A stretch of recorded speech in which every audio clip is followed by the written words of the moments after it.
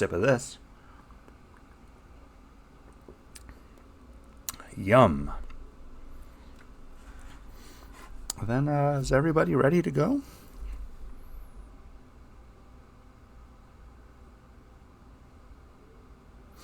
If anyone asks me for that passcode, they could be trying to steal some of my information. Two-factor, baby! But yeah, guys, it's going to be episode 609.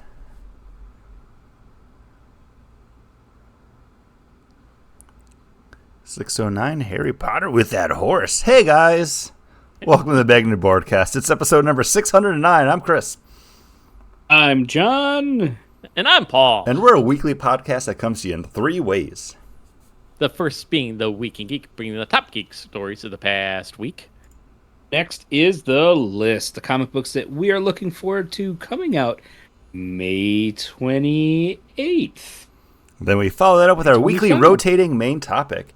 And this week it's time for an all-new game. It's called Clickbaiters. What's it about? Stay tuned. It's not about alligators, though. Maybe. That'd be clickbaiters. But what else do we do, Paul? Oh, we probably try to force bad puns and then force me to segue away from that with by drinking. Yeah. Right? Absolutely. Yeah, we do.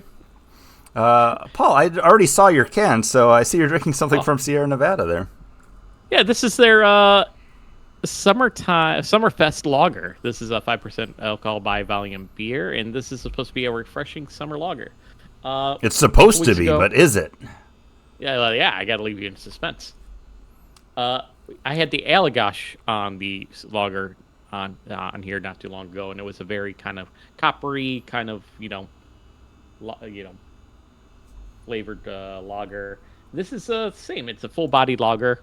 I want to call it refreshing. It has a little bit of that bitter bite at the end that makes me keep on wanting to take another sip, not wanting to take another sip. I do enjoy it though. I think it's a nice full flavored lager, so enjoyable for the summer. But I wouldn't say it was quenchy. It's definitely not the quenchiest. John, you look ready to talk about your beer. Yeah, I'm drinking Canyons, a West Coast style IPA from Beer Tree.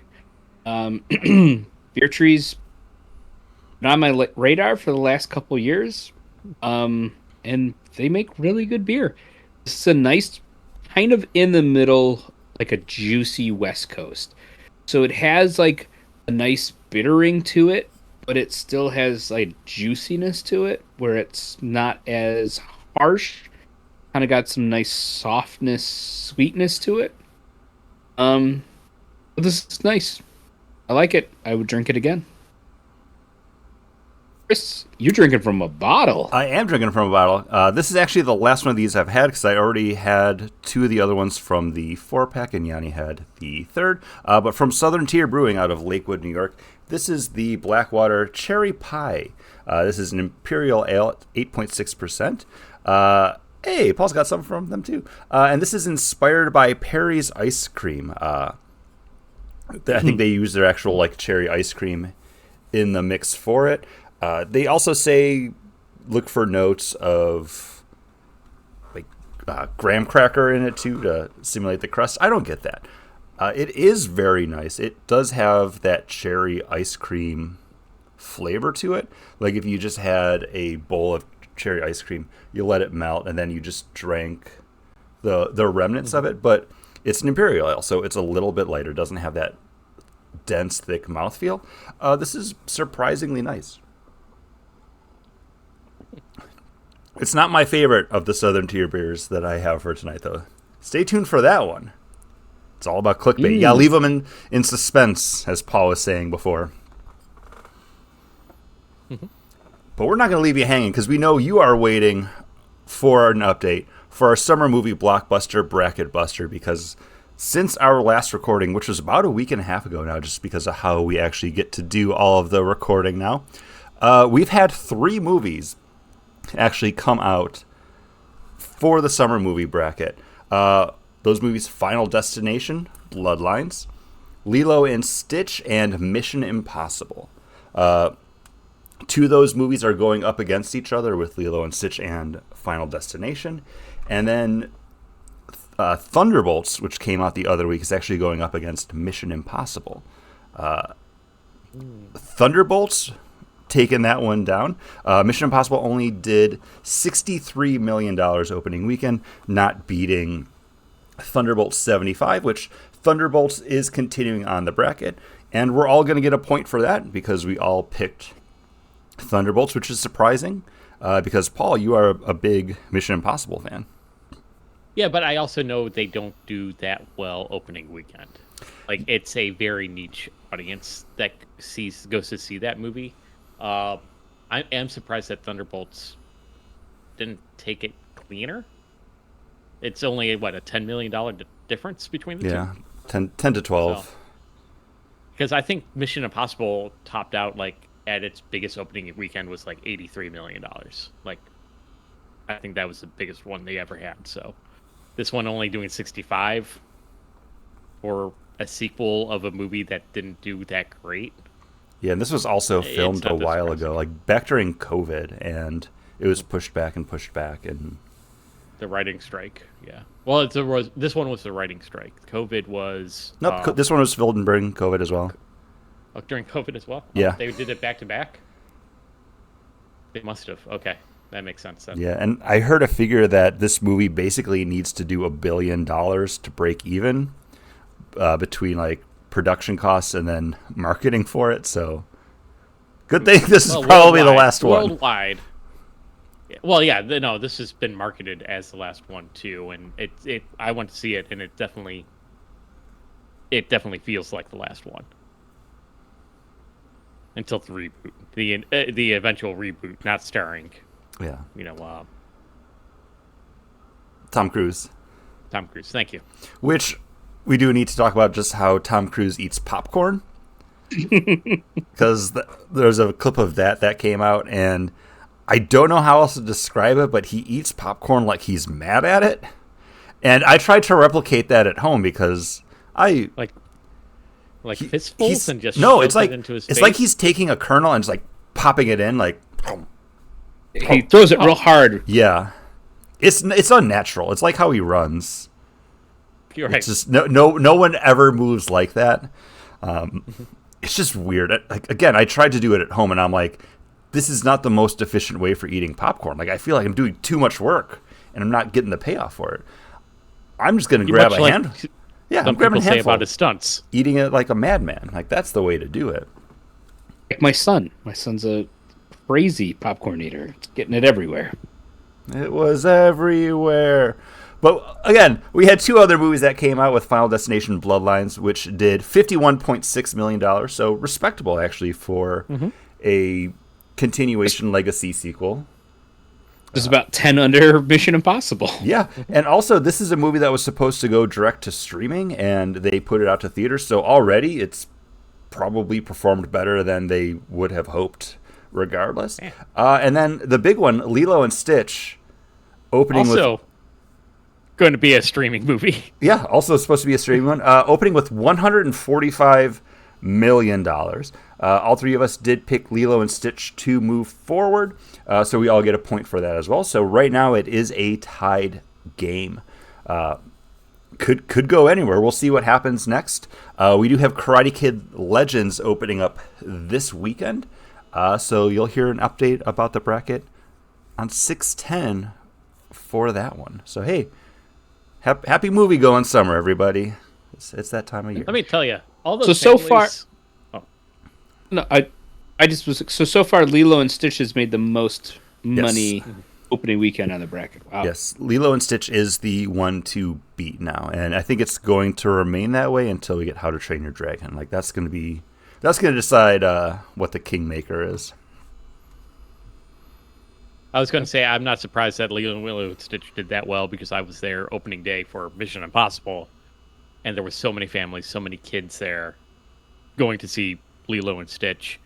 I actually did not get in line to get any snacks because the line for the snacks was just so long with all the families there. I'm like, and they had two people working behind the concession stand, and I'm like, and also, I don't need to you were worried about getting in Tom Cruise's way when he was trying to eat his popcorn.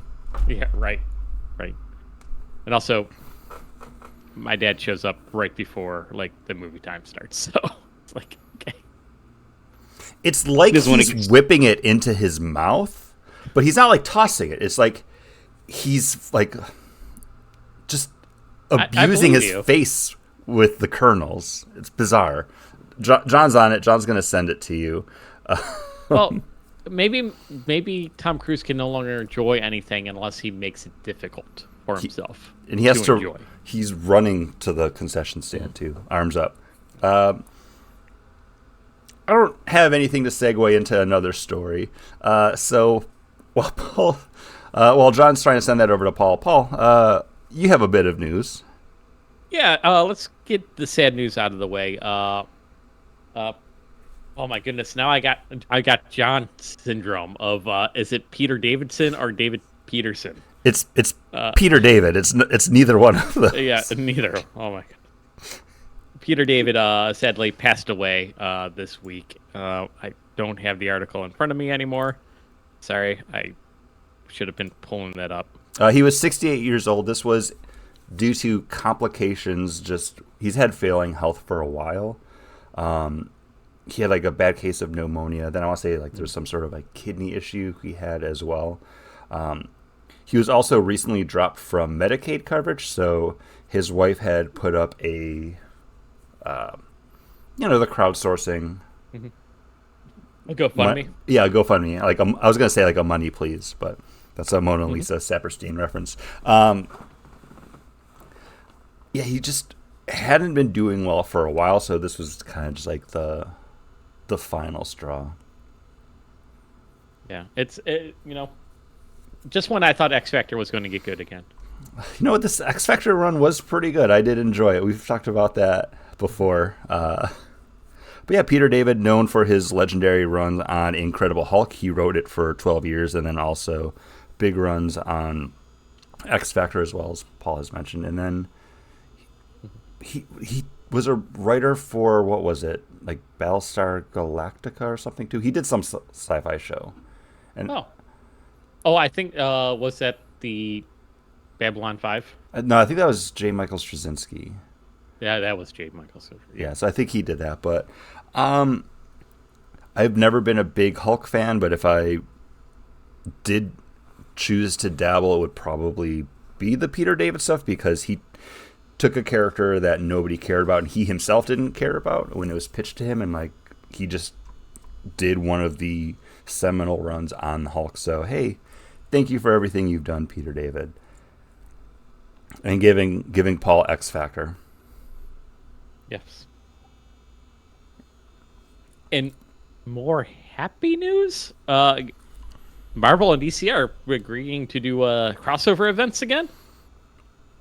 And we're getting this starting in September this year. We're getting first from Marvel, Deadpool Deadpool Batman. I don't know if there's an X, a first, a slash, a V. Right now, all I know is it's Deadpool with Batman, and that's going to be written by Zeb Wells, art by Greg Capullo. So Greg Capullo's doing the Marvel art.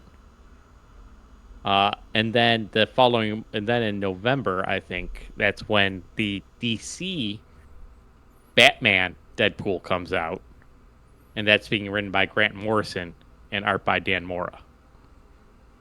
So, Grant Morrison, who hasn't been doing like the mainstream comic books for a while, has decided to come back to do this book.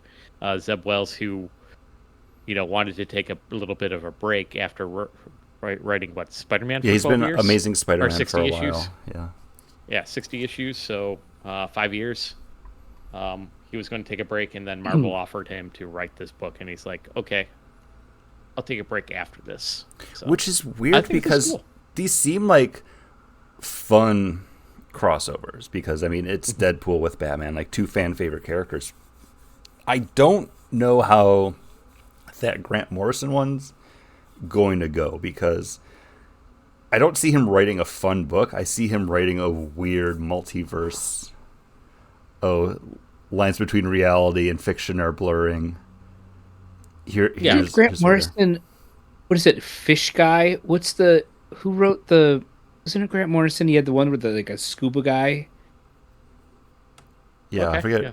And that was like a fun Underwater breeder. cartoony. No, it was literally like a scuba man. It was. I know what you're talking about. It was like Seaman or something like that. I can't remember what it Yeah, was called, but like that was early 2000s though. That was like 20 something I, years ago. yeah, I know that. But he can do kind of weird. But I do kind of want to see a Grant Morrison Deadpool. I, He I think it. I think you have to look at his Animal Man to see like what he would do with Deadpool because I can't see him writing a fun book now though. And that's on Yeah. me. Like I probably won't be picking up either one of these unless it's something that we pick for a look back episode where we discuss it as a whole, but like that's not I don't buy Deadpool comics to begin with, so Yeah, that's true. already got one strike against it and then Would there be any? Well, I think the writers, it's top tier talent though. oh This definitely is yeah. like them bringing out top tier talent. Is there any character combo that you're like, oh, I wish it was this with these? Yeah, and Pe- anybody else but Deadpool probably. anybody else? Yeah. But then it wouldn't be the same kind of crossover that maybe Marvel's trying to shoot for. So, I don't know. This is months and months away, so we'll probably get preview pages and more stuff about it in the lead up to it. But for now, I'm just like, oh, that's kind of depressing because I want to see that Dan Mora art. Gonna look good. See, I was thinking you were going to be like Jubilee Teen Titans. Jubilee. We kind of had that with like the DC Marvel stuff years ago, but it was more like the Tim Drake Robin. Something else that's looking good. We finally got our casting announcement for the new Golden Trio for the HBO Max, whatever yes, both. it's going to be called going forward whenever this comes out. The Golden Trio for the Harry Potter series that's coming out. If you're watching us over on Twitch, you can see, because I don't remember any of these kids' names, so I have to actually pull them up, because two of them haven't really done much. They've done like stage stuff and maybe some like background TV, and one of them's like brand new. Chris, they're so young. It's surprising. Like, I hear their birth date, and I'm surprised they're alive. They're born. Because I'm like, come on, that year was like yesterday. And they're like, no, Paul, they're like 12 years old. And I'm like, what? Yep. But I am glad that they did go a little bit younger, because that was my big concern when we talked about all the casting a couple weeks ago, is you have to get the kids when they're younger because they can age up with the series if HBO does try to do all the books as like a season. Because right now, you've got like 7-8 years to get these kids like enroll, film everything before you're running into the problem that we have with Stranger Things, where all those teenage kids are like pushing like their late 20s now, and they're not like the little AV club kids anymore. Like, they're adults. Like, I look at Mike Wheeler and I'm like, no, that guy's got a mortgage. Like, that's not some kid like running around with his friends in the woods anymore. Like, that he has bills. But back to Harry Potter. We got Arabella Stanton as Hermione Granger, Alistair Stout as Ron Weasley, and Dominic McLaughlin as Harry Potter. And those are all the most British names I've ever heard. So, hey, great job, casting director. You nailed it. Also, I mean, they look like they could be the kids. Like, that's all I can hope for. Yeah. Cool. Nothing else to go on besides that, because, again, the girl that's playing Hermione played Matilda in the London West End production of Matilda the musical. So, And London's West End is London's Broadway. yeah, I mean, I've always heard top tier of London. our Broadway is New York's West End, but I've heard it both ways. Yeah, I am looking forward to this. I know, problematic creator aside, I do love Harry Potter, love the art, hate the artist.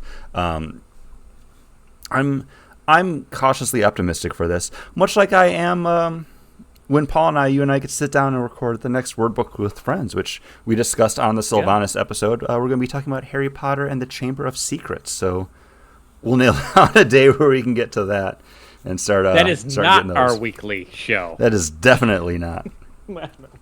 Anybody else have any other surprise news? Anything you've got to mention? Anything that popped up in your mind? Nope. I think that was it. Let's head it on over to the list now. So these are going to be the comic books we're looking forward to coming out today. As we're recording this, that's something that hasn't happened in a long time. John, you're looking forward to... Don't throw it to me, because I sent my book last week. I got to go scroll back through. Give it to Paul. You picked his for him today. Well, I didn't pick it for him. People guess it. I guess it. I sent it first. When I was looking to put the post up over at Bag and Board on our Instagram, I was like, if Paul doesn't get back to me, it's probably going to be one of these two books. And the first one I thought it might be was Superman 26. Mm-hmm. Or then I was like, oh, Mr. Terrific Year 1 is coming out. So it's a JSA tangent book, so it'll probably be that one. Yeah, Michael Holt, brilliant inventor, Olympic athlete, who becomes bored with being able to do basically anything, decides to pick down the vestiges of a golden age hero, Mr. Terrific, and strike out on his own as a superhero using his newest invention, T-spheres. That's the origin story that I know. This is Mr. Terrific Year 1, where they might do away with all that because it's DC. So who even knows? But I'm gonna, for $4, I'll hitch my wagon and go for a ride with this one. So, being written by Al Letson and art by Valentin Del De Landro. Sorry, I was trying to read it from the little tiny section of the cover art page, and I should just scroll down so I could actually read it. But I don't know. We'll see how it goes. Yeah, again, I'm not a JSA fan, so I'm aware of Mr. Terrific. I don't really know too much about him.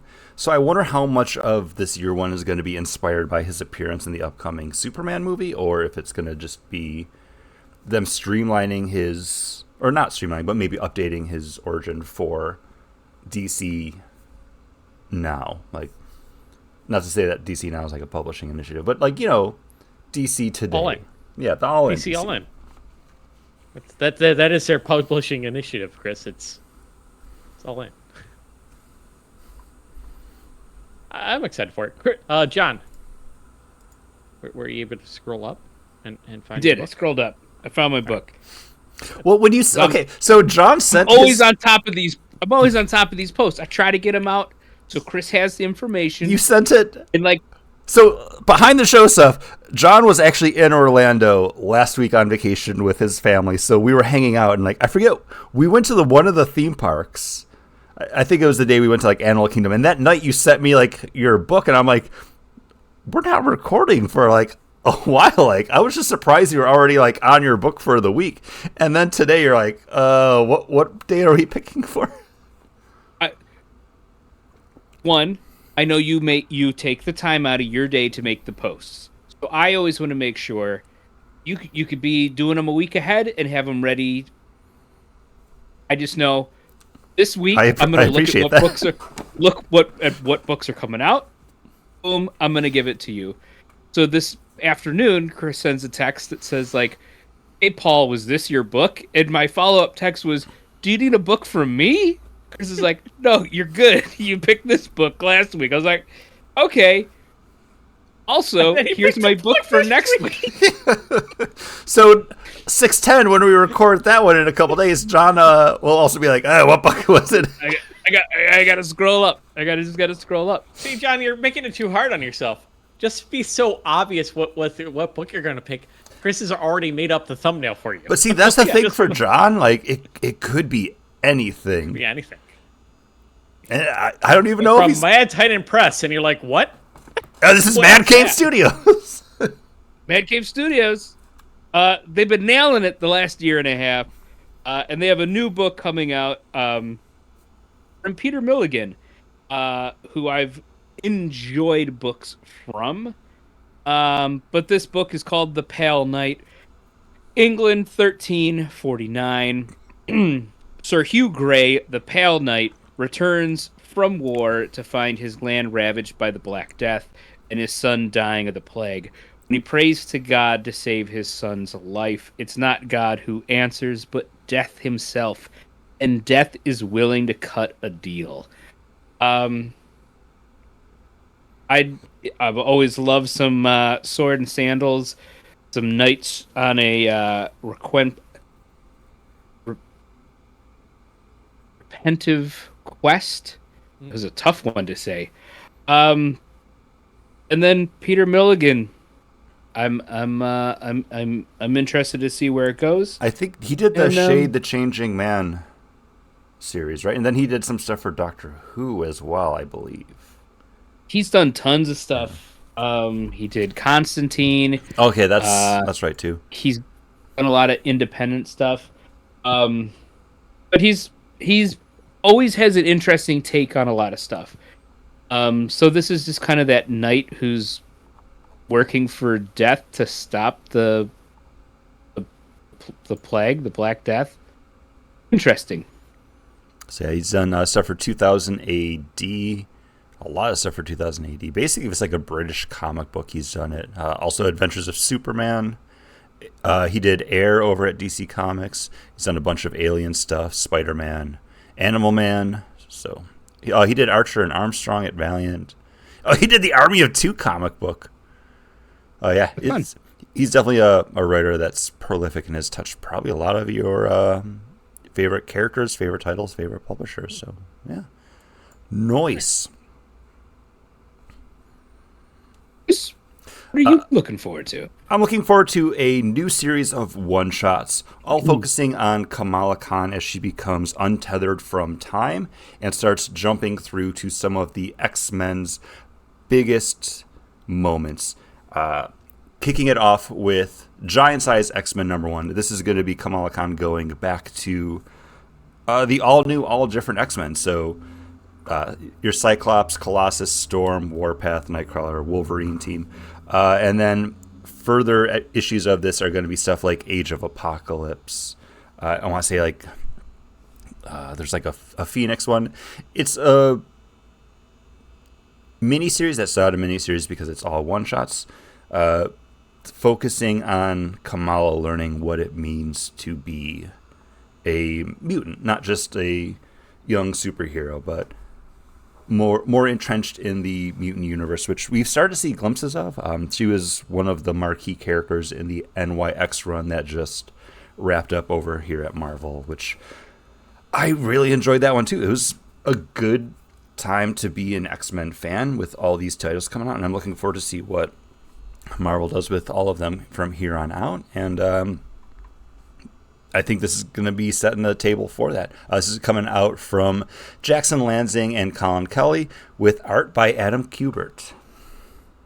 Kubert or Kubert? I'm not sure. So wait, when I try to make you guys read the classic X-Men stuff, you guys hate it. Yes, but this is not the classic Kamala X-Men Khan stuff. Does it? They're not just like superimposing her in the background and having her like chime in with stuff. They are retelling the stories with her. I saw the episode from DS9 where they go back with the trouble with Tribbles. So I forgot about that one. Yeah. Definitely something I'm looking forward to. I don't know if it's going to make my list of stuff that I submit to the Midnight Society for our monthly look back, but we'll talk about that once we wrap up the episode here. Because next episode, guys, we're taking a look back at May. Oh boy, John, I saw you got up and you grabbed another beer. So are you ready to I need a couple more sips on this. So if we could do the dramatic reading. No, we don't talk about the dramatic reading. It just happens. It just happens. Okay. Well, if we could have something just happen. Now, the Bagnan Broadcast proudly present a dramatic reading from Zatanna Issue 1, Page 7, Panel 1. Showtime! And that was a dramatic reading from Zatanna, Issue 1. John, I hope I dragged that out long enough for you to take like 4 more sips. I tried. It took one. It took one because this is like a punch on the tongue. Talking about taking a big sip. I thought Paul was going to say taking a punch on the tongue. So I'll let you sip some more because this is a stupid thing that I'm going to mention. Because I heard somebody say it on YouTube. It wasn't like somebody I know. And they said, while they were drinking a Guinness, they said, I'm splitting the G. Have you guys ever heard that term? Yeah. Yeah, like 6 months ago, and that was a big thing. I didn't know that was a thing. So that apparently when you take a first sip of your Guinness, you're supposed to take a big enough gulp where the G gets, where when you set back your glass, the G in the Guinness is now split completely in half. I didn't know that. There's a really fun video because what's his name that plays Peacemaker? John Cena. Mm-hmm. John Cena loves Guinness, and they were talking to him about it, and he goes, "Oh yeah, let me try it." And he drank the whole Guinness, and he's like, "I can't." Oh yeah, he was on like a morning show, and then they're like, "He's actually drinking it." Yeah. It's like a low ABV beer, though. It's like, but for 4.2%. For normies, though, like that's a lot. And like, no, like you go downtown for the St. Patrick's Day parade in Buffalo, and like they're doing like, hey, $5 pints and shots. Like, all right, that's how I'm starting my morning. Okay.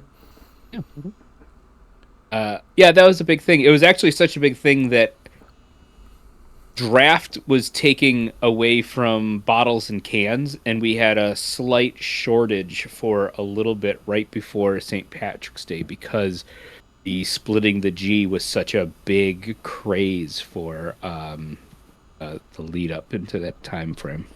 So it's a recent thing. Yeah, it's within the last like 6 to probably even longer than that, almost a year now, maybe. Okay. So John, did I give you enough time to develop a thought about? No, he was too busy talking about the G. Yes. So I am drinking from Other Half Brewing. This is their HDHC Cabbage Special Reserve Double Dry Hopped Imperial IPA. And it's white writing on yellow, so it's really hard to read, but the HDHC is high density hop charged hazy IPA. 8.3%, and this is a very dense hopped beer, and it, like I said, it's like a punch on your tongue, especially going from this slightly bitter, juicy West Coast. This is like a full frontal assault on your tongue, and I don't know if I like it. Like, it is that grassy hop just kind of being like raked across your tongue. Like, it's not pleasant. It's not a pleasant drink. Yeah, and that's why I was like, I need to maybe like take a couple more sips, get like my palate more acclimated to it. But it is hard punching New England style IPA, easy IPA. I would say I was looking forward to that, but I got in trouble for looking up HGHC videos and tongue punch videos on the internet when I was a kid, so I don't want to lose my internet privileges again. But hey, thanks for taking one for the team. Paul, did you get another beer? Yeah, because you were drinking a Southern Tier, I was excited to show you earlier. I have a Southern Tier beer. I have a Southern Tier beer. Oh, this is in a can, a 16-ounce can. This is their Peach Hefeweizen 5% alcohol by volume. And guys, if you wanted to take a big bite out of a peach, a nicely ripened peach, but also you were like, well, I don't want to actually be healthy. I just want to drink a beer. This is the beer for you. Southern Tier, I'm always like a little worried now that their flavors are going to be additive and very chemically. I was like expecting that this might be like a peach ring kind of flavor. This isn't that over the top sweetness. This is just a straight peach flavor. And you feel like you are eating the flesh like right near the pit, like that. I got in trouble for looking up that on the family computer as well. Okay, well, don't do that. But yeah, this is great. 5% alcohol by volume again. Another 5%er for me. And really just, this is going to be a really nice summery, like probably great with, I got smoked up some ribs over Memorial Day. Oh, yeah. Not to get into begging board boys, but this hit the spot with those smoky ribs. This was a good pick for that. So I enjoyed drinking this while smelling the smoke off the smoker and while eating some ribs. So this is a good summertime. It's going to be a summertime treat for me, this beer. So way to go, Southern Tier. Yeah. Really, they were on the precipice of just like falling off the edge for me, and like I'm done with them. So This is a one and done beer too, Paul. So if you do like it, you might want to grab a couple because it was allocated out to my beer stores across Buffalo and all of my chain stores. So what we have is what we have. It's not going to be brewed again this summer. wow, it is good. So, Paul, if you see it like a year from now somewhere else, don't buy it. Don't pick it up. Take that to heart. You've made that mistake before. I feel like I might have made that mistake with my next beer, but let's go ahead, Chris. Well, my next beer from Southern Tier is coming in a bottle, but Paul, one of the things that I do love about peach is that they do come in a can like your beer. Oh yeah. But my next beer from Southern Tier, 10% ABV. This is a chocolate bar imperial stout. This is the caramel cookie bar, and this is a very thinly veiled Kit Kat beer. They say it's the anytime treat on the side. It says, satisfy your sweet tooth, notes of milk chocolate, and gooey caramel wrap around sweet cookie for a smooth taste of your favorite candy bar. Take a break. There it is. You can't fight that lawsuit now, Southern Tier. But this is fantastic. This, Paul cocked his head to the side. I'm actually confused now because caramel with a cookie, that's a Twix bar. But give me a break, that's Kit Kat. So it's Twix, though, right? Yeah, it's Twix. Or no, it's Kit Kat. Kit Kat. Yeah, but Kit Kat doesn't have caramel. Doesn't have caramel. It doesn't. I'm pretty sure it does. It's all in wafers. Is it? Kit Kat's one of my favorites. Okay. You know what? It's We're going to go back in time and just say everything that Chris said about the Halloween bracket is wrong. I don't even remember anything Halloween we said candy of tier list. Halloween candy. Tier list. That was last Halloween year. Tier list. Wrong. Just wrong. John and I were right. But this is great. This is fantastic.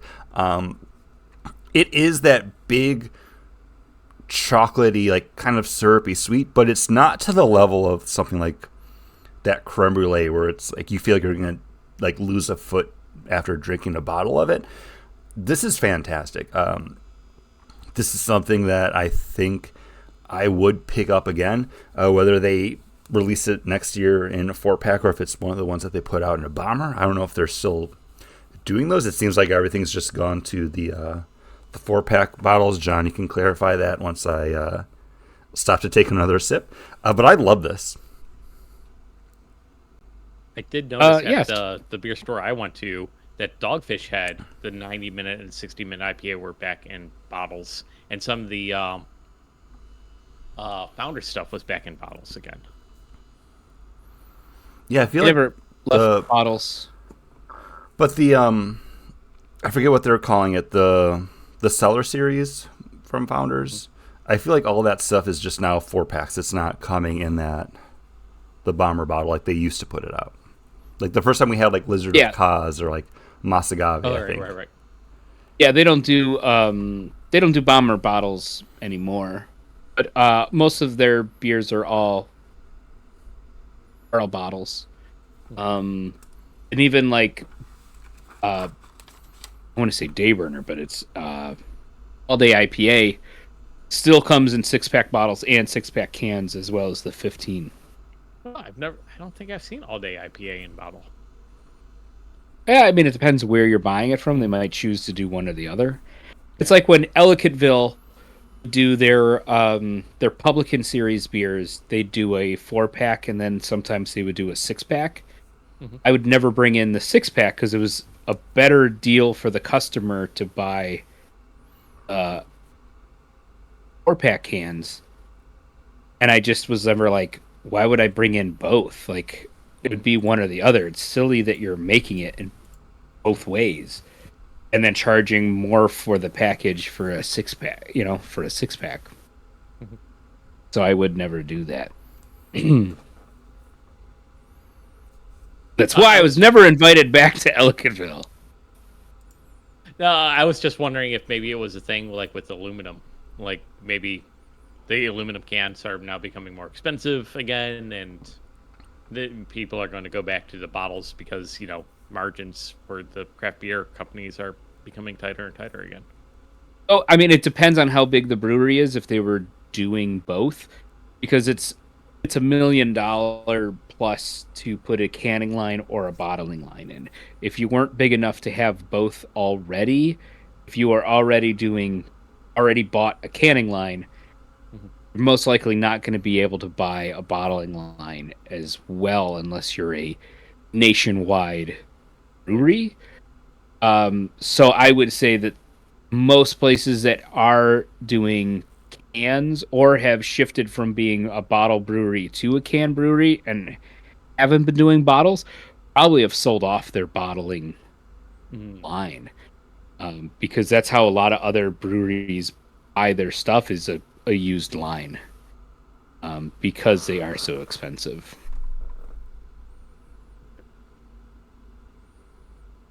That's everybody's beers, right? Yeah. Everybody's beers. Everybody's beers. So now it's time. Beers The for Bag Fears. and Broadcast proudly present a... Oh, wait, no. We already did that. Guys, that's going to head us into our main topic. Like I teased up at the front of the show, it's a brand new game. This is called Clickbaiters. And right. I don't know if you guys run into this problem.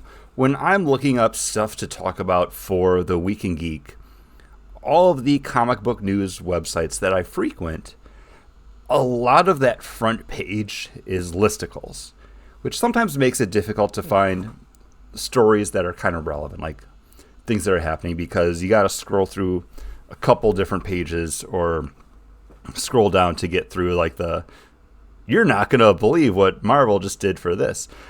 So it was seeing all of that made me be like, hey, this could be a fun game. So boys, I submit to you Clickbaiters. So this is the game of guessing the contents of the listicle. I am flipping a coin in my mind. John, call heads or tails? I'll call tails. It was tails. Do you want to play first or do you want to pass to Paul first? Can I ask a question, John? Do you always call tails? Because I always call tails as well. No, I usually call heads, and I said Chris will probably call tails, so I'll pick tails. Oh wow! Okay, so you played the flipper, not the coin. He's gaming the game. And But John, it's 50-50. It could have been anything. That's why when it's 50-50, that's why I decide you know what? From now on, just pick one. If it's 50-50, just pick one. Set that for the rest of your life and just go. So I'm a tails guy. Hey, over in the chat, Guze here is saying Bush Apple time. So John, you have a fan who's taking up that Bush Apple. So hey, cheers. I guess that'll be my next beer. But Chris That is really Bush Apple time. It really is. Chris is a fan of the show Tailspin, so I figured he would pick tails. I also like talking about Cheers, DuckTales. we didn't talk about Norm dying. Oh yeah, I didn't write that down. George Wendt. Oh, George Wendt died. Yeah. Yeah. Was he in House or was that the other one? Yeah, he was in. There was both of them. He was in House. both of them. He was in House 1. John Rattenberger was in House 2. A electrician / adventurer. Which led to John and my comic that we never did anything with, Ace Electricians. Right. We should do that sometime. That was a fun writing session. Fun. I have to pee really bad. If we could take a pause. Yeah, we could take a pause. Listener, we'll be right back. Yeah. I threw up the "be right back." I figured it was. I was gonna say pick your favorite, flip a coin in your mind.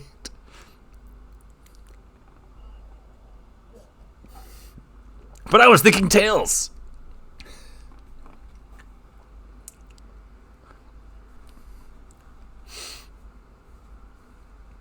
It gives me more time to enjoy my Southern Tier. It's so spooky. I love this clip.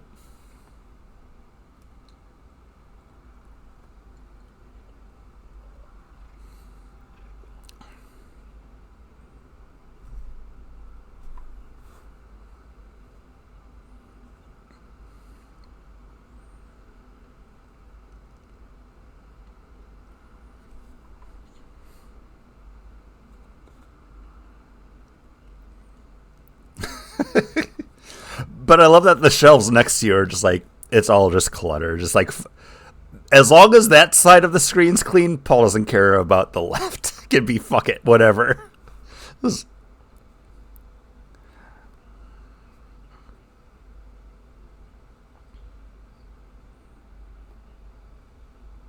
So up high so the nieces and nephews can't touch it. Yep.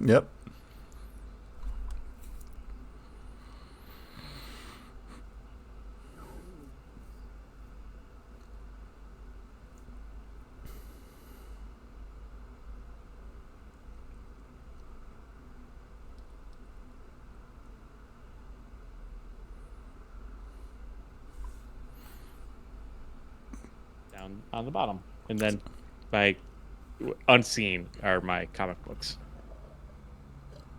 And then I got a red chair next to me, and then my dog's favorite toy. Wow. Who passed away.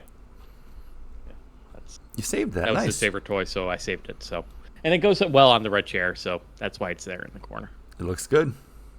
Because man, back in the day, you used to hear Ampersand a lot. Yeah, on jingle, the jingle, podcast jingle. feed.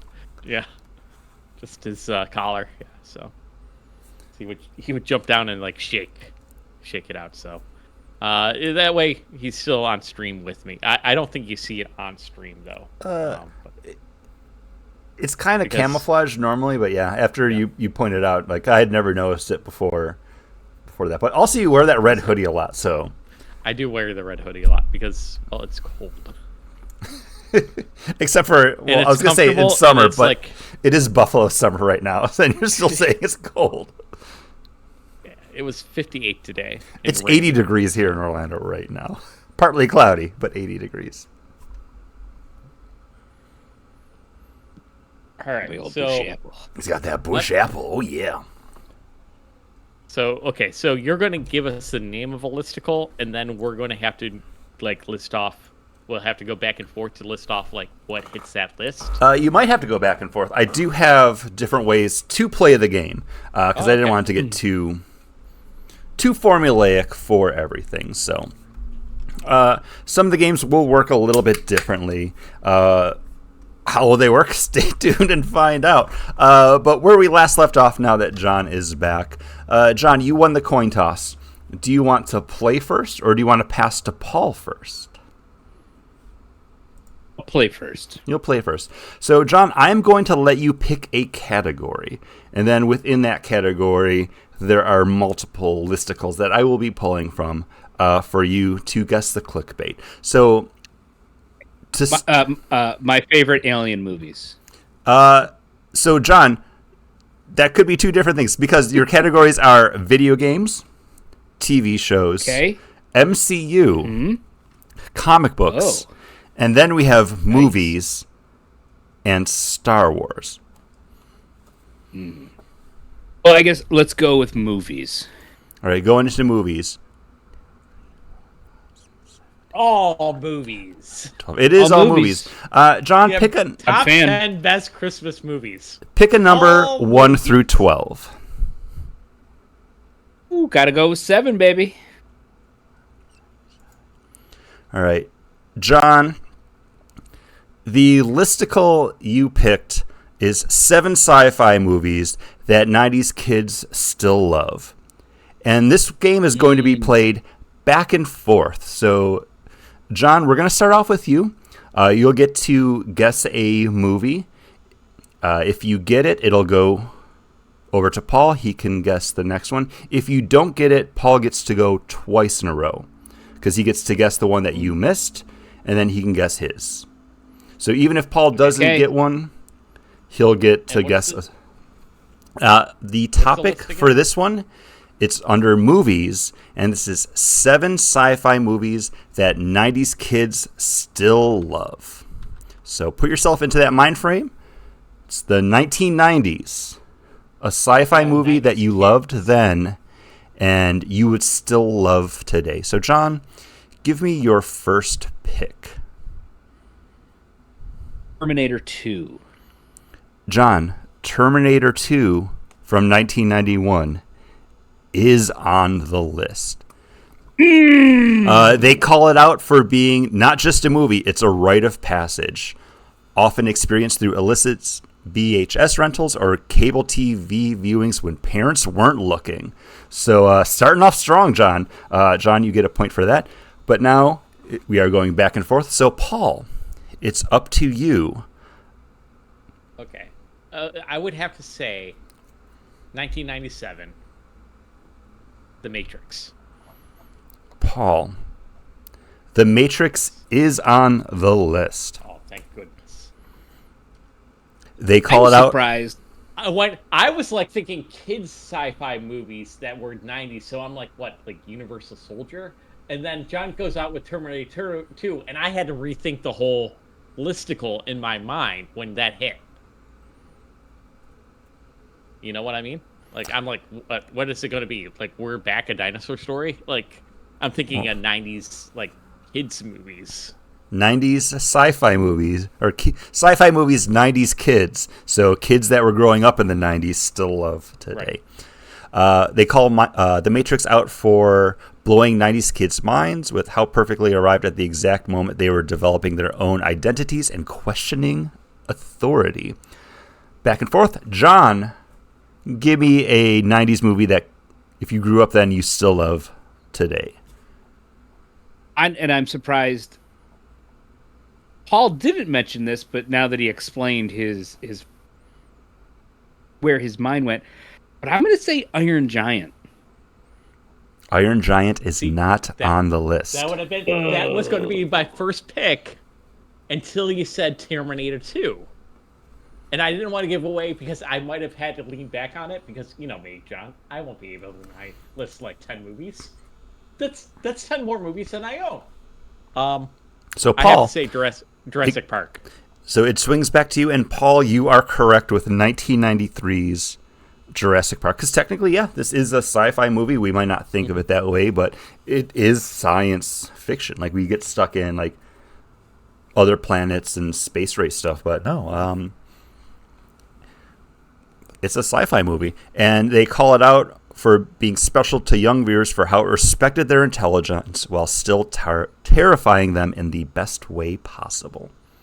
Paul, since it's swaying back to you, you get to go again. Give me another 90s movie kids still love. Ooh, was that not 90s though? I I don't know if it's 90s or not, and this is kind of more kids' realm. Batteries Not Included. That is Was that unfortunately 80s? not on the list. That is an 80s movie. Okay. We swing back now to John. Back to the Future 3? That is not on the list. Back to the Future was 85 because that's why he goes back in time to the 1955 and then to 30 years ahead of time in 2015. And I do believe Back to the Future 3 came out like 87? Yeah, because they then filmed Back to the Future 2 and 3 back to back. Much like I just learned Mission Impossible, Dead Reckoning. And Is that your next guess, Paul? No. Paul, Mine. it swings back to you. And I will say this will be the final round. So, Paul, you get 2 because it's swinging back to you, and then you get to pick. Okay. If you don't Well, get I'm it, gonna it goes throw- back to John to try to get one more point. Yeah, but I got 2 chances. You have 2 I'm gonna chances. Throw one out there because I love this movie. I don't know if it was, again, don't know if it was 90s, but War Games. I love War Games. War Games is definitely not in the 90s. It's like 85. Oh, yeah, laugh at me, Mr. Back to the Future. I That was figured obviously I said set Back in to the Future 3. I thought that might have 1985. hit the 90s.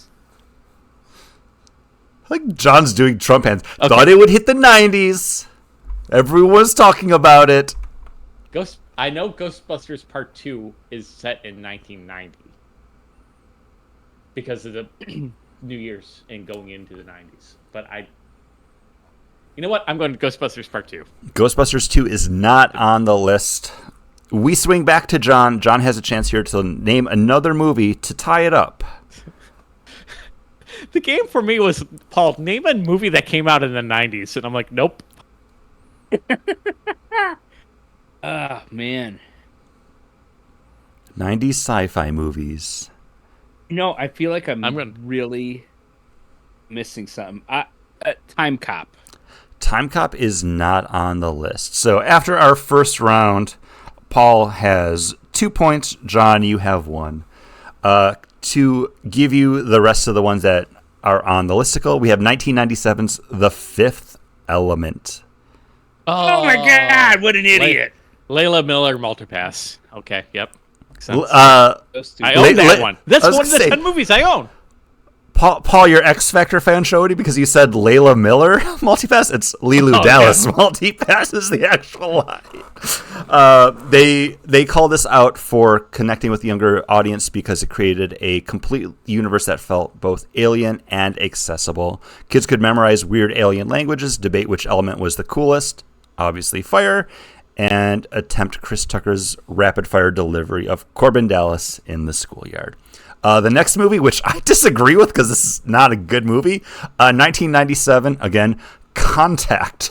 Jodie Foster movie by Zemeckis. No kid is watching that movie. They say many 90s children cite the movie's iconic opening, pulling back from Earth through the vastness of space, as their first genuine moment of Men in cosmic Black. perspective. Nobody's saying that. This is the... Men in Black. How did I not think Men in Black? Contact, though, is the homeschool kids' favorite 90s movie. Because also- there was so much religious undertone of that movie with Matthew McConaughey being the priest. I remember my 2 aunts loving the movie. Oh, then Paul, you Contact, probably and I was you should have picked this one then. I should. Also from 1997, movie we've talked about before on the show for just random reasons because it's awesome. Starship Troopers. Okay. Good satire.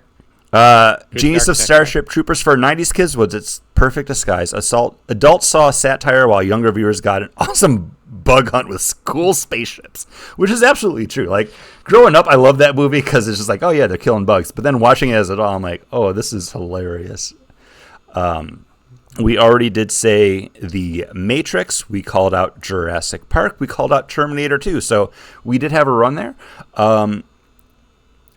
From 1996, we missed Independence Day. I actually saw this movie in theaters and was blown away. They called out Welcome the to Earth. perfect combination of spectacular destruction and optimistic spirit in an era before 9/11 changed how audience perceived images of urban devastation. A little dark there, Listicle. A little dark. But it also like basically inspired the giant sky beam. Yeah, that really became a Sky trope beams are the for enemy. like every single movie after that. Sky beams become the enemy ever since then. So we have our first round done. Paul, you have 2. John, you have 1. Paul, you get to pick the next topic that we're going to. So we are going to go over to Star Wars. And then, Paul, you have a few fewer to pick from, but they are bigger boys for the most part. Pick a number 1 through 4. Okay, so what's the best of the prequels, or do I go New Hope? Let's go 3. For this one, we are going to be looking at the 10 coolest bounty hunters in Star Wars. We are doing this one King of the Hill style. If you pick one that is on the list, you get to keep picking until you miss one, and then it goes to your opponent. So you can really rack up points. Again, this is the top 10, so you do have a chance to earn a lot of points in this one as long as you don't slip up. So, Paul, I'm gonna start. You're gonna. I might have like this because 3. I have actually 3 off the bat. All right, Paul. So I'm gonna go Boba Fett. Boba Fett. Boba Fett is on the list. That is a point for Paul. Is he number Also 1? known as Can I also get the numbers? This one is not ranked. Oh, okay. Then I'm going to go IG-88. IG-88 is on the list. Okay, Alora Singh. Who? Alora Singh, the one that's what's the one with the antenna that takes the pot shot that's there at what's her name? I will give it to you. It's Aura Singh. Aura Singh. Aura Singh is on the list. So Paul has 3 out of the 10. I would give him that. Okay, thank Yes. you. I'm not going to be super pedantic about it, but yes. You know who you're talking about. Bosk. Bosk is on the list. Oh, So you have 4. 4 of the 10. I'm stretching. Okay. John, we start thinking about him because I am tapping, which is really sad because I thought I would run away with a Star Wars one. All you gotta do is just. I'm trying to think I of. can see him in my head, but I don't remember their I will let you describe them if you can't remember the name because some of these might be deep cuts. Who's the guy that's all bandaged up? That would be everybody knows bandaged up. Dengar. Dengar is not on the list because he looks like someone's grandpa wrapped up. So now it swings back to John. John, you do have a chance to win this round because there are still 6 on the board. I'm going to say Jango Fett. Jango Fett is on the list. Good call. And then I don't know. I have no idea. I mean, there's the lizard guy that's in the orange jumpsuit. That's Bosk. That's John. That's Bosk. Oh, Paul already picked that one. So I will, since it was already listed, I will let you go again. It starts with a B, but it's Princess Leia's bounty hunter. Bisk. Bisk? I know who you're talking about. I see her. I can't remember her name though. Big He's orange holding helmet. a thermal detonator. She's a bounty hunter that they killed off screen and make mention to in another Star Wars property, but she is not on the list. So it's going to go back to Paul. At this point, I will give you hints because we do want to fill out this full list. Okay, who's the sidekick? I can't think of her name. The sidekick to Boba Fett in the Boba Fett series. Ooh. Mina plays her. I feel like you gave me enough, but can you give me anything else? Because I'm ready and willing to give you the point. She shot in the Mandalorian. It's like the and sniper. then was basically brought to the that character. She's in the Bad Batch. Fennec Shand. She is on Fennec the Shand. list. Fennec Shand. Okay. That's the only one. Dengar and her were the two names that I was like, I can't, for whatever reason, I couldn't pull them out. That's okay. Like I said, I will start to give you. We're gonna work our way down the list now. I'll start to give you hints. Okay. From Mandalorian, also I don't know if he counts as a bounty hunter, but the guy that but had Boba Fett's armor, played by he's a sheriff. The sheriff, Timothy Timothy Oliphant. He is not on the list. It will now go back over to John. But Paul, you did get another point, so you're now at 5. The bad John. the bad dark Wookiee. Can't think of his name, but he's Black also Krrsantan. Black Krrsantan is not on the list. We go back to Paul. Cad Bane. I'm out. Cad Bane. About it. Paul Cad Bane is on the list. Paul, wonderful pick. It stays with Good you one. now. King of the Hill. Oh, jeez. How many have I gotten so far? Paul, you have 6. You've got John- everyone but Django. John has 1. So There's the 3 more. 3 more bounty hunters. Oh, jeez. Okay. I will Okay, I we will got give you a the- hint. I guess, please. I know you guys are excited. It's a brand new game. It's very exciting, but I was going to give you hints. And then Paul was like, know what? this guy. And I was like, no, you don't want the hint. Okay. We are going to stay in the animated realms for this one. This bounty hunter has appeared in multiple animated series and books. Not a pirate. This bounty hunter is not a pirate, Okay. but is aligned Noah. with some of the darker sided characters. Okay, animated series. Oh, animated series, though. Okay, well, she does work as a bounty hunter for a little bit. Ventress. Asajj Ventress is on the list. She's on the thing, but the bad Wookiee guy isn't. Take it up with whoever wrote this list. It stays with Paul now. One of the first bounty hunters we actually meet in the Star Wars universe.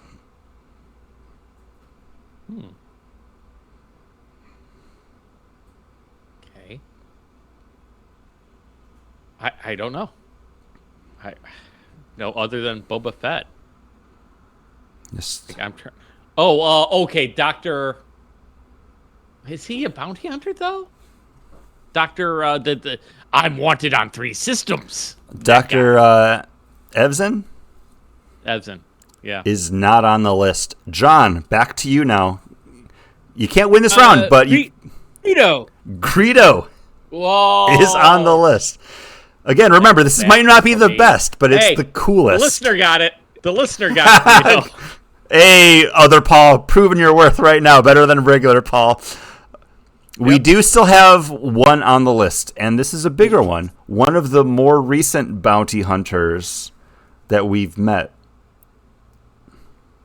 Oh, okay. Is that our only?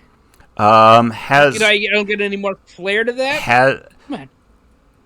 Has a whole show with multiple seasons focusing on him.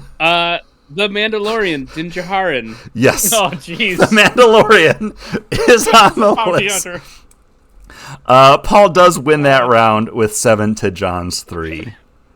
But Forget again- about Space Daddy. Space Daddy doesn't have a job. He's just a dad. not the best bounty hunters, but the coolest. That's why I'm surprised by some of these that made the cut. I feel like I did pretty well on that one. You did good. You did good. You did good. Paul's looking at his beer. He's ready to go for his next beer. Because I'm already like. Is that Rogue or? Oh, okay. It's the return of Lake Erie Monster, and I feel like John, did he already have this like last year? And I'm drinking a year-old beer, and they just put it back out on the shelf, like No, for the summer again. It should Or be is a this fresh new? one. Okay, Should cool. be fresh. It says that I do have a date on here of like July 10th. Oh, then yeah, that's 2025. last year's of Ooh, 2025. Yeah. That's when it expires then, Okay. and yeah, it's Great Lakes is short dated beer, so Okay, good. yeah. That's why I said, previously, I'm like, I opened up the 6-pack. I'm like, oh, cool. The return of Lake Erie Monster. We love Lake Erie Monster. John got married with Lake Erie Monster. That's how much he loves Lake Erie Monster. Everybody knows it. Chris, you know I it too know it. well. I love it as well.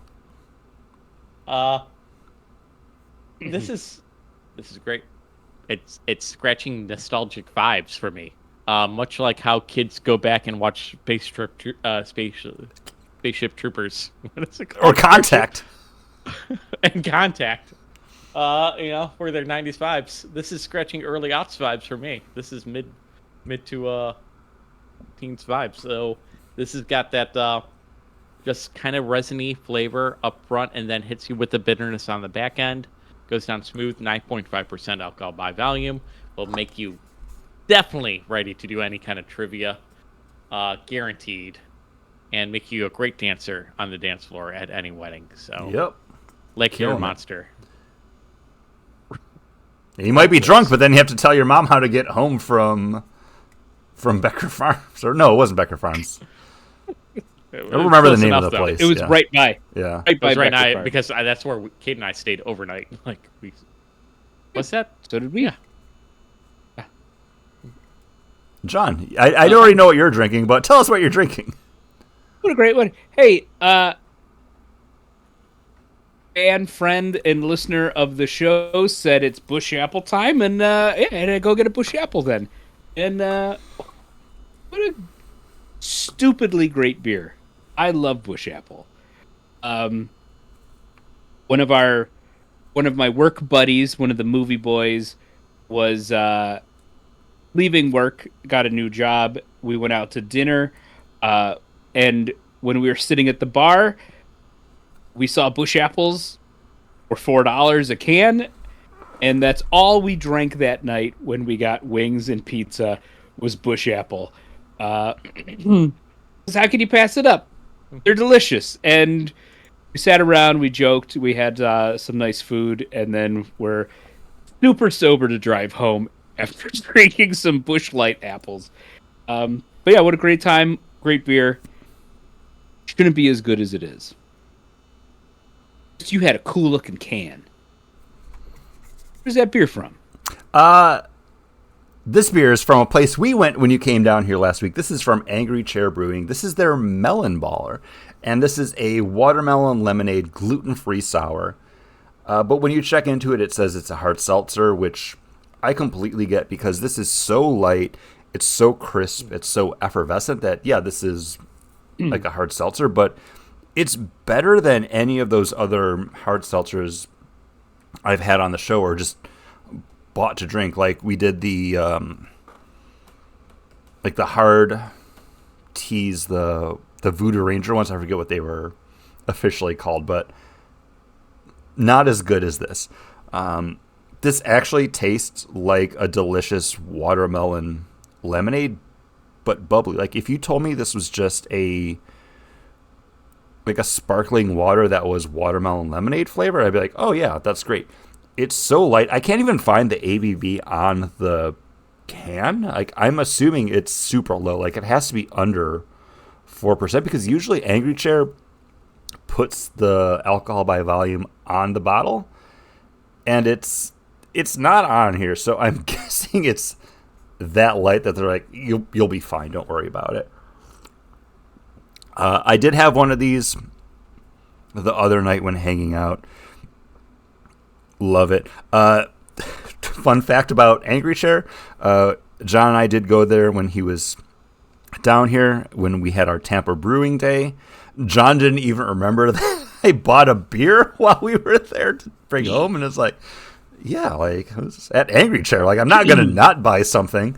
I'm glad I grabbed this one because the other stuff that they had available were things that I've had before or stuff that's like super similar to other things. Like they had their Marshmallow Peeps inspired beers, which they always put out for Easter.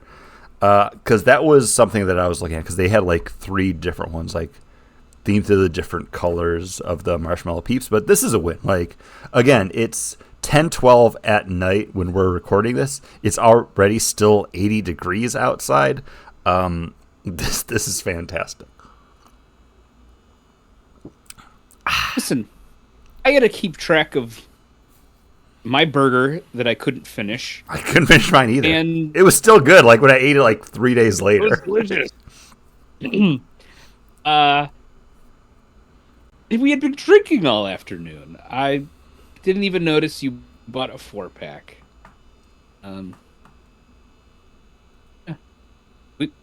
Angry Chair in a what did we say? It was in a Denny's or a Cracker Barrel. Cracker Barrel. Yeah, you can't tell me that building was not a Cracker Barrel in a previous life. But let's crack open our next topic. John, we're going to go back to you. Again, our categories that we can pick from: video games, TV shows, MCU, comic books. We've already pulled from movies and Star Wars, but if you want to go back, we are more than welcome to. Right, let's go TV. All right, TV shows. This one I do not have a lot of listicles to pull from. We have 3. So pick a number 1 through 3. Let's go 2, right in the middle. Right. Baby. We are in luck because this is a ranked list. This is going to be the 10 best Stranger Things characters ranked. So with this game, we're going to go back and forth on this one. If you guess a character, you will earn an amount of points based on their rank. So if you guess number 10, you get 1 point. If you guess number 1, you get 10 points. This is a way to clean up and maybe get back into the game, John. Can I give it one hiccup? What's your hiccup? On other quiz shows that I listen to, if you guess number 1, you don't get any points. Like you get negative points, because otherwise, so that way you're trying to not guess the first one. It puts a little bit added pressure to not guess number 1. I will allow this, and then we will. Right, Johnny, you've heard this before, where you do. Yeah, let Paul gaslight you into this. You've heard of this, John, right? Yeah, it's a thing all the kids are talking about when they play clickbait listicle games. Yeah, no, or just. I will say, I think Paul's just threatened by you because he knows you're going to do better on this one than him. Here's the thing: it's been 3 years. I don't remember any of these characters. All right, so we'll do if you guess number 1, you get no points, but you'll get to go again. You get you get the honorable mention.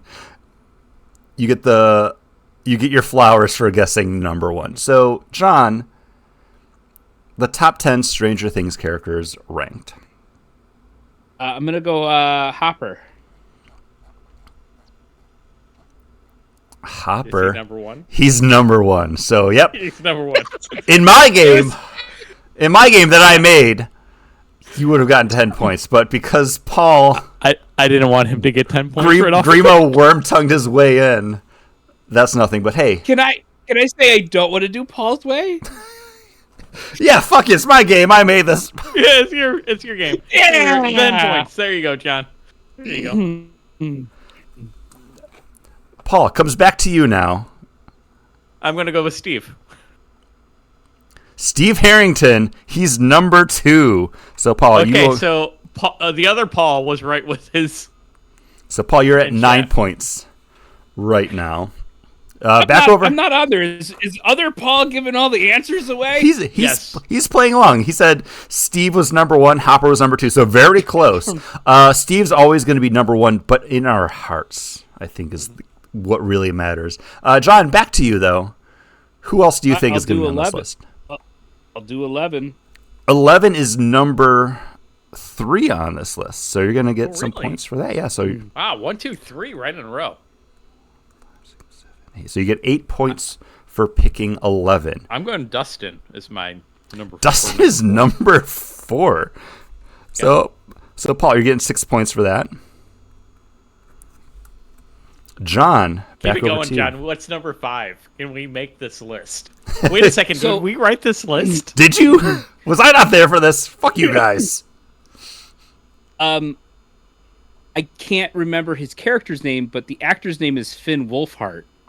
He's the main kid who finds 11. That would be Mike Wheeler. And Mike Wheeler is on the list. He's number 9. Ooh. Number 9. So you're going to get 2 points for that. But you guys are both tied now. You're both at 15 after that pick. Okay.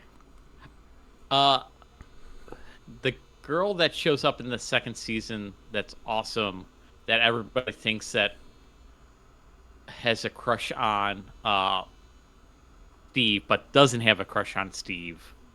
Had a crush on Steve's girlfriend. Worked at Two Scoops. I forget the character's name. You're talking about Robin, who I fucking love. And somehow, robbed, not on this list. Robin's not on this list, yeah. Uma Thurman's kid? Or I don't know if it's but she's some famous kid. Yeah. Yeah, she's Uma Thurman's kid.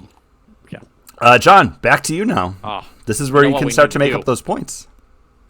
We need to find this person that made this list and kill Bill. We got to go with the other part of it. Can't think of his name, but the African American young gentleman. Lucas Sinclair is on the list. He's number 10. And to editorialize a little bit, I feel like Lucas has done dirty by a lot in this series, except for in the last season where he has that moment where he like kind of breaks away from the bullies and kind of like redeems himself a little bit. But yes, I hated Lucas for the majority of season 3, but he gets a lot cooler. I have to go with what was the character's name? The one everybody loves, the founder of the Hellfire Club. Eddie was. Yeah, Eddie. Not on this list. Was season 1 only? Like no. What was that? No, this is taking everything. This list was published May 12th. If people go to any comic book convention or any convention and like walk around and see who people are dressed up from Stranger Things, how many Eddies are you going to get? Yeah, it's a big one. I mean, his shirt was the big thing. Yeah. Samwise Gamgee. Bob is not on the list. Oh, I don't. We did not make this list. This list is not ours. We do not. We have. I'm gonna put a finite number of turns on here. We have 2 more turns left, so you each have 1 more shot to guess one of the remaining characters on this list. And just to like put it in perspective, we do still, because we already picked number 10, we picked number 9. So number 8 is still on the board, number 7 is still on the board, number 6 is on the board, and so is number 5. I gotta go with the mom that talks to that puts up the Christmas lights. What's the character's name? Winona Ryder's character. Joyce Byers is number 5 on the list. So Paul, clean up 5 points from that. You take back the lead with this round. Well, it's got to be Finn Wolfhard's sister. Mike's sister. Nancy Wheeler is on the list. She's only number 8, though, surprisingly.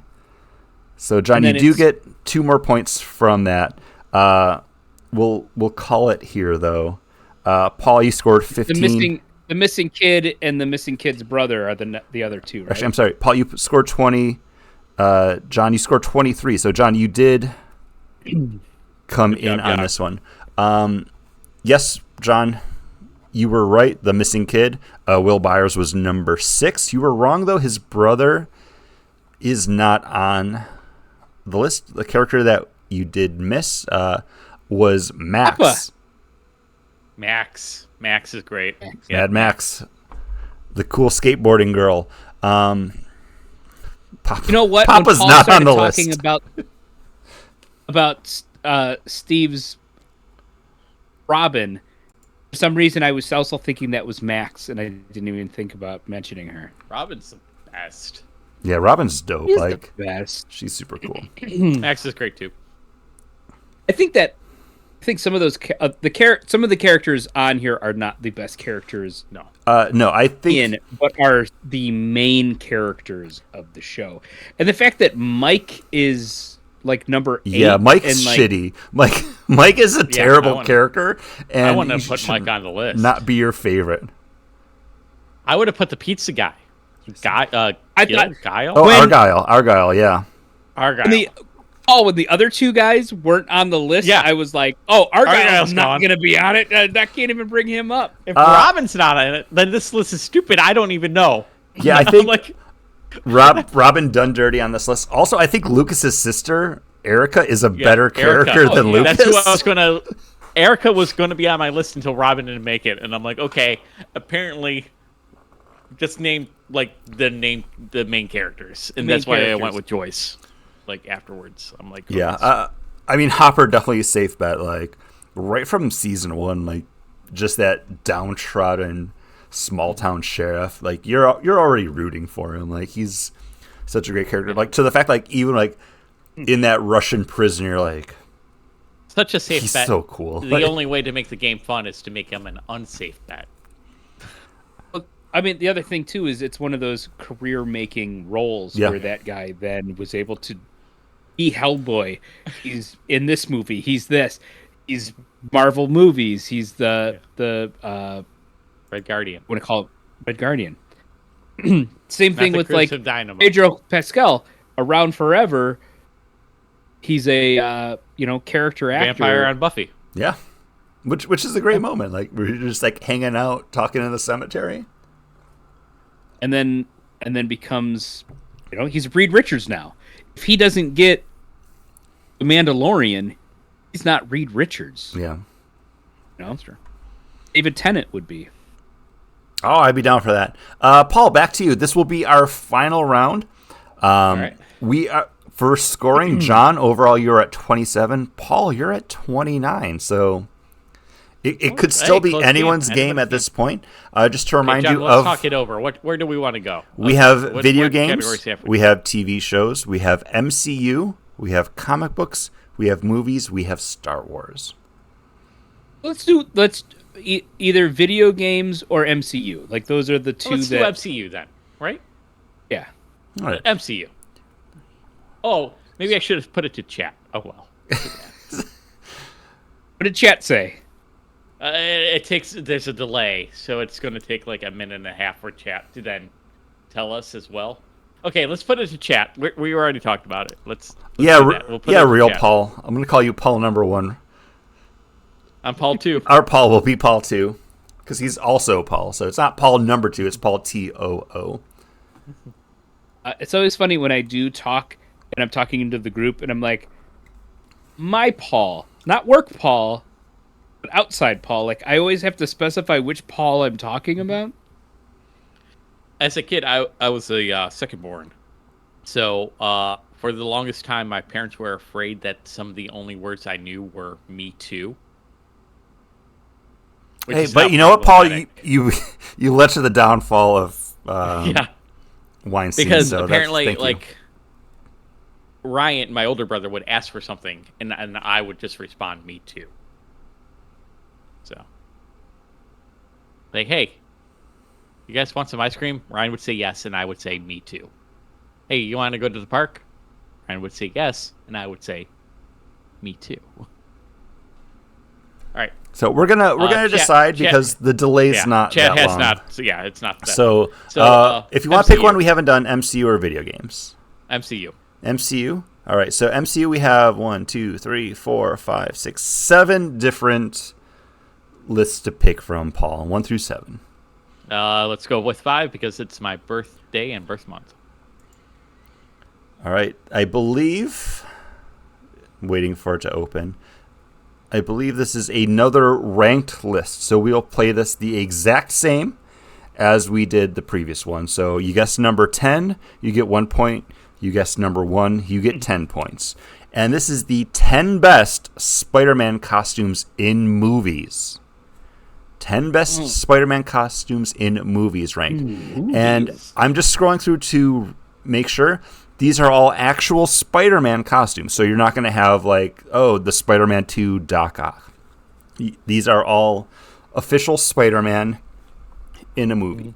And since we will be talking about the same character in multiple different movies, I will ask for a little bit more description when we are talking about them, just to make sure like I'm assigning the points to the correct costume.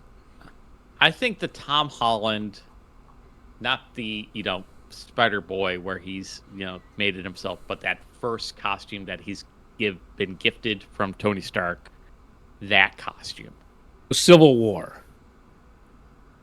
Yes. Not the Iron one, but the very first one. Yeah, Civil War, his first appearance in the MCU. So that costume. They called this the first Stark designed costume. Captain America: Civil War is number 3 on the list. Ooh. So that'll be 7 points there. Leaving it wide open for John. John, over to you. I'm gonna say Iron Spider.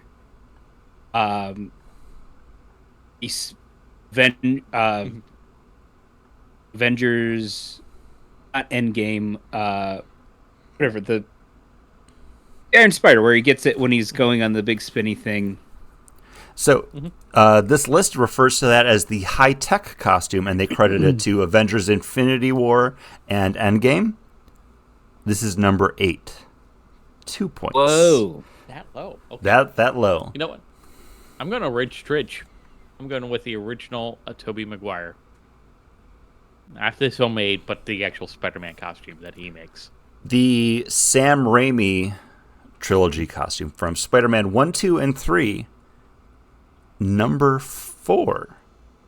Man. And I think this one is maybe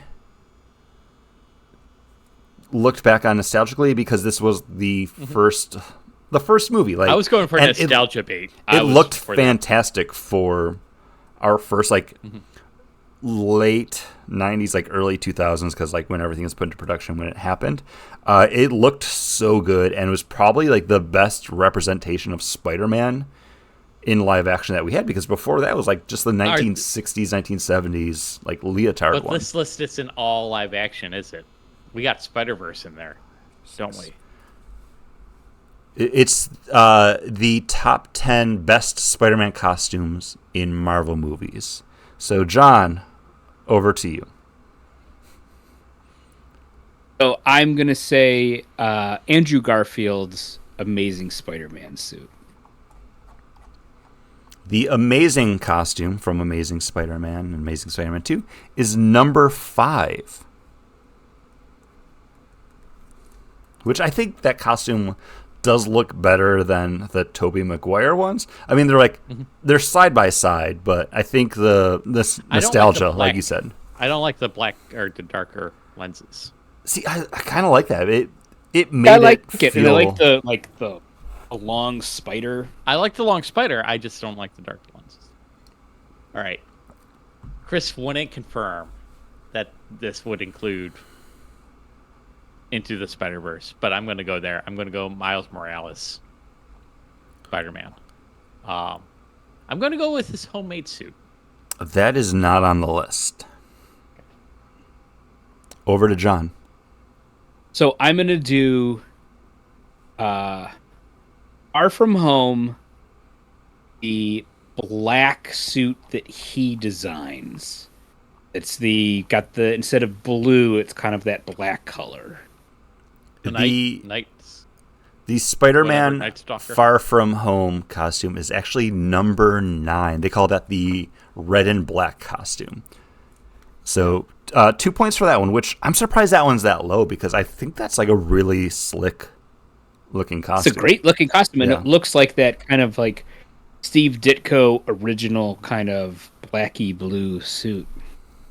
Over to Paul again. Marvel Spider-Man costumes. We have Andrew Garfield. We have the Tobey Maguires. So it's all just either Tom Holland, what he shows. Oh, is the Spider-Man 3 Spider-Man Venom costume on the list? The Spider-Man 3 Spider-Venom costume is not on the list. Okay. John, back to you. So I should have gotten 2, right? No, we're just going. We're going back and bouncing. Forth. We're bouncing on this one. Okay. Because this is tier, because you get as many points. So Okay. I have an opportunity to hit number 1. Right. Time. Yeah. So I'm gonna say the Far From Home black suit that's given to him by his stealth suit. He's given to by Shield. They refer to this as the Night Monkey costume. Night Monkey. This is actually number 10. So this is 1 point. But I'm actually surprised that this one made the list. I think it makes the list because it is different from everything else that we had. But oh wait, no, number 10. Yeah, 1 point. All right, Spider-Man. What haven't we said? I'm just going to throw it out there. So wait. Before you go, let me let you know, because we still have the number 7. 2 and 1. We have the number 6. We have the number 2. Number 1 hasn't. And the number 1. Mm-hmm. So there's still a good amount 6, of costumes 7, here. 1, 2, 6, and 7. We'll do costumes. 3 more rounds, and at this point, I will start giving hints. Let's do one more round. Okay, one more, and then we'll do the hints. Okay. And since I got to start hints with John, because I had an opportunity to hit number 1 without John being able to say anything. So start hints with him. So start me, and then John's turn. Start with hints, and then back and forth. Our last round. I'm going to have to say Miles Morales. Like, I still believe that this list would have to have some representation of Into the Spider-Verse Spider-Man. So I'm going to say the Miles Morales, the actual costume that he gets near the end of the movie, not the homemade one. That is number 6 on the list.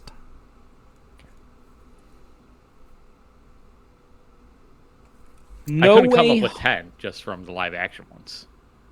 No Way Home. You see it for a second at the end of the movie. His made blue and red suit. The final costume, they call that, from Spider-Man No Way Home, is number 1. Wow, John, you got it. So with that one, John does take the lead. I'm not going to take a hint. I'm going to go with the Sorcerer Enchanted costume. Oh, the Inside Out one. That is not on the list. Thank you, Paul, because I was going to say the Inside Out. That's the only costume. one I could think of to even guess. So just to throw it out there, the ones that you guys missed were the... Oh, that was not that one. No. John gets one more time. John gets one more chance. John gets one more. First. Okay. Yes. Yeah. So I want to be fair. So John, we are going to hints now. This is a costume that you do see briefly, and then it comes back later in the MCU. So the Tom Holland ones. Tom Holland ones, you see it briefly, and then it comes back later.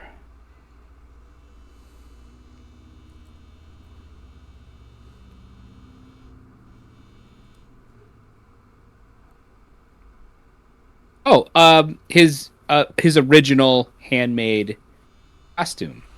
Yes. The Peter's homemade suit. Paul did reference, but was like, not that one. Yeah, because when they show him in Civil War, he's wearing it in like the clip that Tony Stark's watching. Yeah. And then after he takes away the costume, he's bumming around in that costume again, since that's the only way he can actually do anything. Guys, you pretty much filled it out except for one. which is also from Spider-Verse. No points for this one, but can someone guess? Just another Spider really cool. Noir? No, that would be a cool one. 2099. Okay. What's his name? Miguel O'Hara. Emil. 21, 2, 3, so 23. Way to go, John. So, John, that gives you 23 points there, which leaves you at 50. And then, Paul, with where you are at, 5, 10, 15. Paul, you end the game at 47 points. John, you are the winner of the clickbaiting. Paul you played great. A lot of swings. He took a lot of swings with the Spider-Man suits that I agree with. Oh, yeah. That it's not what you or what we want. It's just whatever they pick. Because I was like, okay, 10 live actions. I don't think there were 10 live action suits that you could get. And I think so I had to include Spider-Verse, and then I missed on them. I got all of Tom Holland's but one. You were just like, the original suit he gave him. Yeah. But I got all the other Tom Holland ones that were through 1 through 10. And then I went back to the guess for Tom Holland one. The only one that was like that I thought was left, except for the homemade one.